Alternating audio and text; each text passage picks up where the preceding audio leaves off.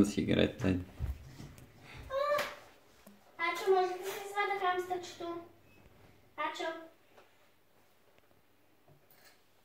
Ачо, може ли да се извада хамстърчето? Изпуснеш ли го на твоя отговорност? Ачо, започна да се върти. Ох, Павел, моля те престани да въртиш клетката. Яде ли я най-сетне? Мисля, че я притесняваме.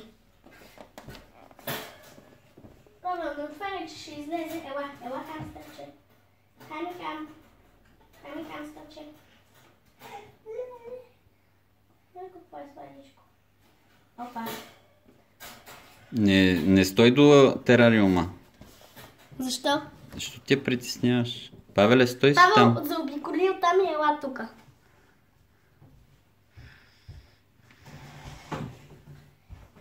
Отказвам ли яде? Не отказва нищо.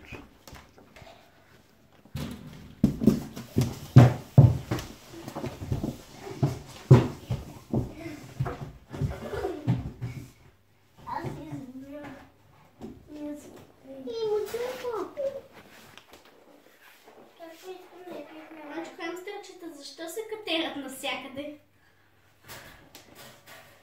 Не, ще излезе. Абе, това не е куче. Това е мишка.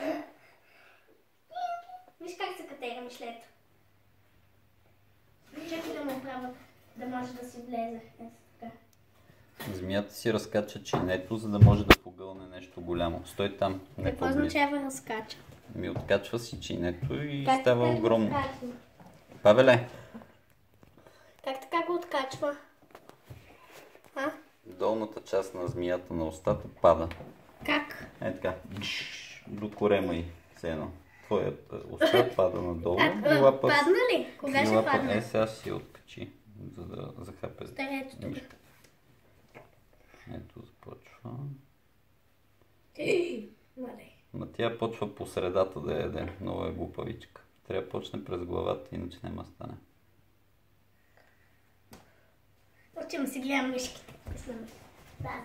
Когато почне да яде, ме викни. Какво е? Сядам. Ела да ме. Ела се ние на това столче.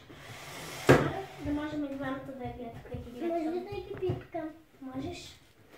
Нали за това са, за да си играйкаме с тях и да ги пипкаме. Ако нали може е леко така само на това. Можеш, ако искаш нещо да оправиш клетката, да бъркнеш. Не дей, че това драска. Това много драска и боли като драска.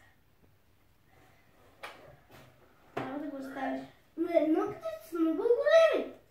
Но много са малки, има страх. Мишленцата са малки още. Искаш ли да го кача тук горе? Да.